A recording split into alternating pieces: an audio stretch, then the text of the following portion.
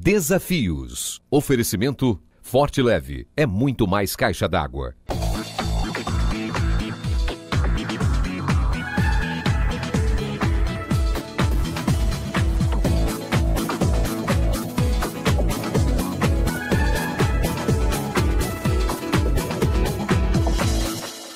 Quem fica agarrado às suas próprias razões e convicções, muitas vezes não experimenta o que Deus tem de melhor para nós, que é andar no sobrenatural. Eu tenho pedido a Deus para que os meus braços sejam os braços de Cristo, a hora que eu for abraçar os meninos, e que eu beijo com o beijo de Jesus. Estamos de volta com mais um programa Desafios e mais uma vez, muito obrigado pela sua companhia. Para você que nos acompanha todas as semanas, mais um abraço apertado. No programa de hoje, no primeiro quadro, Pedro Noia, escritor e teólogo, com mais um tema especial para a sua família. No quadro de variedades, Pão da Vida é a palavra com a cantora Nívia Soares. Ainda temos o quadro Pensando em Você, o Fique de Olho, além de um videoclipe especial. Este barulhinho que você está ouvindo, alguém está te convidando para assistir o programa, e você também pode convidar os seus amigos. É hora de reunir a família, o programa Desafios está começando e nós voltamos em instantes.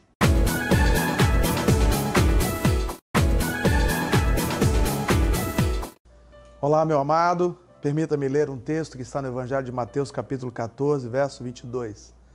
O texto diz: E logo ordenou Jesus que os seus discípulos entrassem no barco e fossem adiante para a outra banda, enquanto despedia-se da multidão. Jesus dá uma ordem muito clara aos seus discípulos: entrem no barco e vão em direção à outra margem do lago de Genezaré. Mas o que acontece é que nesse espaço de tempo, em que os discípulos estão indo em direção a outra margem, eles são acometidos por uma grande tormenta. O vento sopra muito forte, as ondas começam a bater e açoitar o barco, e aquele barco começa a declinar, a adernar de um lado para o outro, como se fosse afundar. Nesse instante, então, esses homens entram em desespero. Uma viagem simples que aqueles pescadores já estavam acostumados a fazer há muito tempo, naquele mar que eles tantos conheciam, aquele lago de água doce, se tornou algo terrível, algo que poderia tirar a vida deles. Penso que muitas vezes isso acontece conosco. Coisas simples que vamos fazer podem se tornar coisas terríveis. Às vezes um telefonema, um emprego, um lugar, uma viagem, às vezes até mesmo um passeio, um esporte qualquer, pode nos trazer transtornos terríveis. Nós não somos capazes de controlar a natureza. Nós não somos capazes muitas vezes de nem nos controlarmos. É o que tentamos fazer com tanta dificuldade. A verdade é que esses homens enfrentam uma grande tormenta. E a pergunta que eu gostaria de responder ou refletir com os amados nesse momento é: o que nós podemos aprender com as tormentas que enfrentamos? Com aquilo que vem sobre nós quando nós não estamos esperando? A primeira coisa delas que eu quero aprender é que nós não podemos nos negar a entrar na embarcação, mesmo quando temos medo, se foi o Senhor que nos disse: entra no barco e vai para outra margem. É verdade que a multidão que seguia Jesus, que ficou na praia, não enfrentou tormenta, não enfrentou dificuldade, mas também não viveram milagres. Quem quer viver milagres muitas vezes tem que enfrentar a adversidade. A adversidade faz parte da vida. Não dá para a gente ficar com o nosso barquinho preso lá no porto seguro. Evidente, lá ele está seguro, sim, mas ele não foi feito para ficar em portos. Barcos foram feitos para navegar. E nós, enquanto filhos e filhas do Senhor, fomos feitos para ganhar esse mundo e enfrentar adversidades. Não tenha medo. Se o Senhor mandou você ir, pode ir, Ele garante a chegada do outro lado. Uma coisa importante nesse texto é que nós não temos que temer se Jesus já determinou a rota. Há um propósito no verso 35, que ao chegarem do outro lado, passando essa tormenta, diz o texto que eles vão curar uma multidão naquele lugar. Havia um propósito de Deus para eles chegarem naquele lugar. Às vezes Deus nos dá algumas orientações e nós não sabemos os porquês. Por que devo fazer isso agora? Por que devo ser fiel a isso? Por que devo perdoar? Por que devo dar outra oportunidade? Mas se Deus mandou, é porque é um propósito que nós não conseguimos enxergar, mas que Ele já viu e vai ser uma bênção para nós e para as pessoas que nós convivemos. Esses homens, ao enfrentarem a tormenta, foram uma bênção para o vilarejo que estava do outro lado da margem. Uma outra coisa importante é que nós não podemos deixar de orar bastante ao entrarmos no barco. O texto vai dizer que Jesus ficou orando por horas lá no monte. A oração é o que nos faz ligar-nos diretamente a Deus e saber a sua vontade. E quando agimos sobre a sua vontade, segundo a Bíblia, ela é boa, ela é perfeita e ela é agradável. Quer conhecer a vontade de Deus para a sua vida? entra no secreto do teu quarto, dobra o joelho e ora ao seu Deus em secreto. Ele vai falar com você e vai te revelar coisas grandes e firmes que você nem imagina. Uma outra coisa importante é cuidar para não confundirmos Deus na hora da tormenta. A falta de discernimento espiritual tem feito muitos crentes caírem na mão de falastrões, de pessoas embusteiros, mentirosos, profeteiros de plantão. É naquele momento onde Jesus se aproxima do barco, diz o texto, que os discípulos imaginam que ele é um fantasma.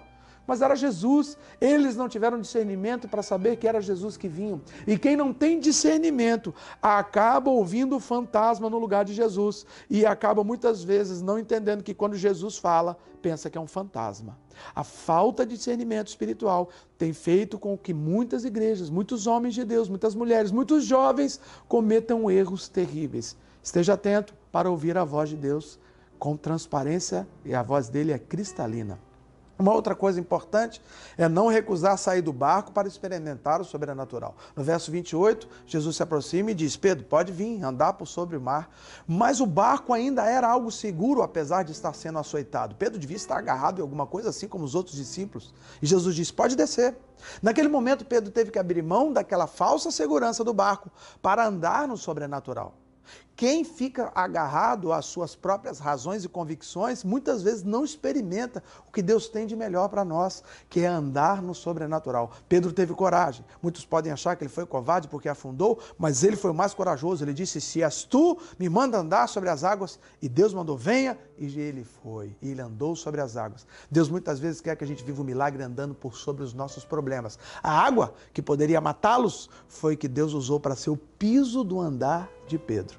E para fechar esse raciocínio, não se distraia com as circunstâncias quando estiver andando sobre as águas. O diabo é mestre em mudar o cenário e as circunstâncias quando nós estamos experimentando o mover de Deus. Ele muda as coisas, ele aumenta o vento, ele aumenta as ondas para a gente se distrair e pensar novamente nas nossas capacidades. Mas quando estamos andando sobre a direção de Deus, não andamos sobre o que podemos fazer, andamos sobre o que Ele pode fazer. Se Deus te mandou andar sobre as águas, se Deus te mandou entrar num barco, se Deus te mandou entrar e ir para o outro lado do barco, pode ir, que Deus garante a entrada, garante a saída, Deus garante os seus propósitos. Ele é fiel e justo para cumprir o que Ele promete. Que Deus te faça fortalecido nesses dias de tormenta e que tudo seja um aprendizado para a sua maturidade espiritual. Que Deus te abençoe, em nome de Jesus. Amém.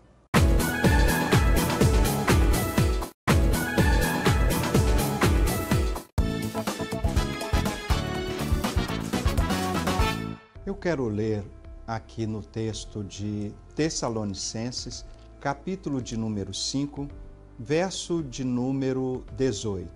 Sede gratos por todas as coisas, pois esta é a vontade de Deus em Cristo Jesus para convosco. Deus quer que você e eu, nós, sejamos gratos. Não se pode falar sobre gratidão sem refletir um pouco sobre o que é ingratidão. Ingratidão é uma forma amarga de ver a vida, insatisfatória de ver a vida. É uma forma pessimista de ver e viver a vida. É você receber, você ter, você possuir e não valorizar. Quantos têm saúde estão hoje desperdiçando a sua saúde? Isso é uma forma ingrata de ver a vida. Quantos têm os seus empregos e não dão valor ao emprego num contexto de desemprego que vive o nosso país? Isso é ingratidão. Quantas pessoas têm seus filhos, têm a sua família, mas não estão dando o devido valor à sua família? Isso é uma forma de ingratidão. Ingratidão por quê? Quantos não têm, muitas vezes, o que você e eu temos e gostaria de ter para que possam ser gratos a Deus e não foi-lhes dado ou concedido ainda esta oportunidade? É por isso que ingratidão faz com que a vida seja pesarosa e doentia, porque nós vivemos num contrassenso, numa contramão e, por que não dizer, uma contradição. enquanto muitos que não têm gostariam de ter justamente para serem gratos, aqueles que têm não estão sendo agradecidos.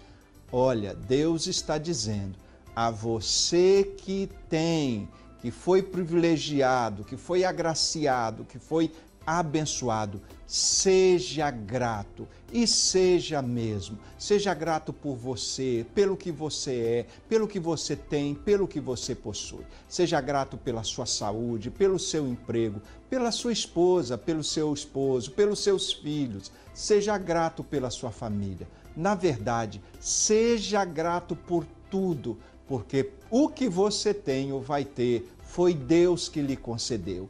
E ao fazê-lo, você está retornando de forma grata ao benefício que Deus lhe fez. Se você é grato, você está cumprindo o mandamento de Deus na sua vida. Seja feliz, mas sobretudo seja grato a Deus por tudo.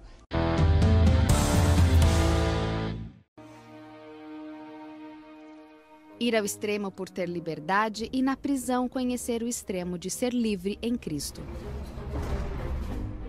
Você está numa penitenciária, você e mais centenas de presidiários que há 20 anos convivem com a Ruth, a mãe Ruth. Livre, mas que escolheu viver entre as grades para mostrar um outro tipo de prisão e como sair dela.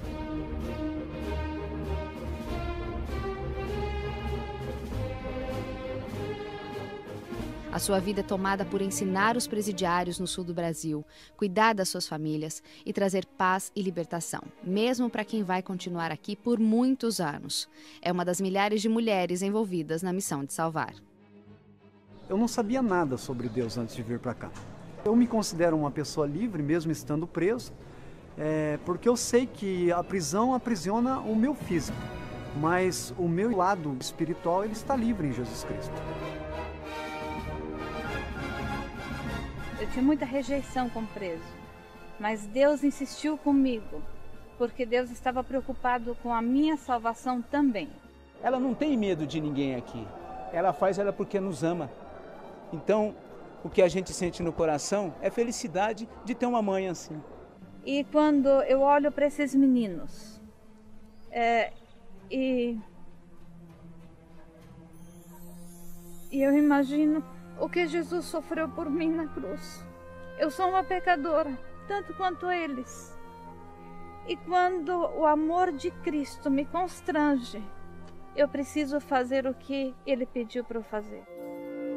Eu sempre tenho pedido a Deus para que os meus braços sejam os braços de Cristo a hora que eu for abraçar os meninos e que eu beijo com o beijo de Jesus, para que eles sintam Jesus bem próximo deles, que eles possam ter o desejo de alcançar o céu, o desejo de ir ao céu.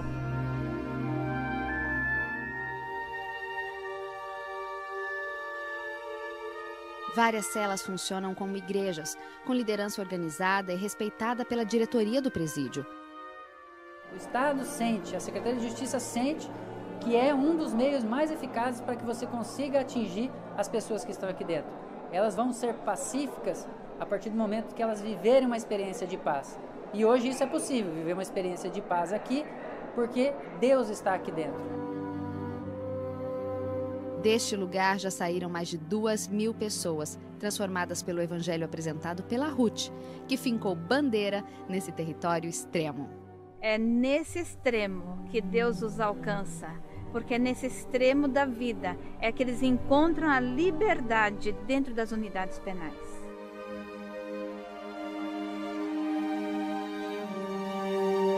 Desafios. Oferecimento Forte Leve. É muito mais caixa d'água.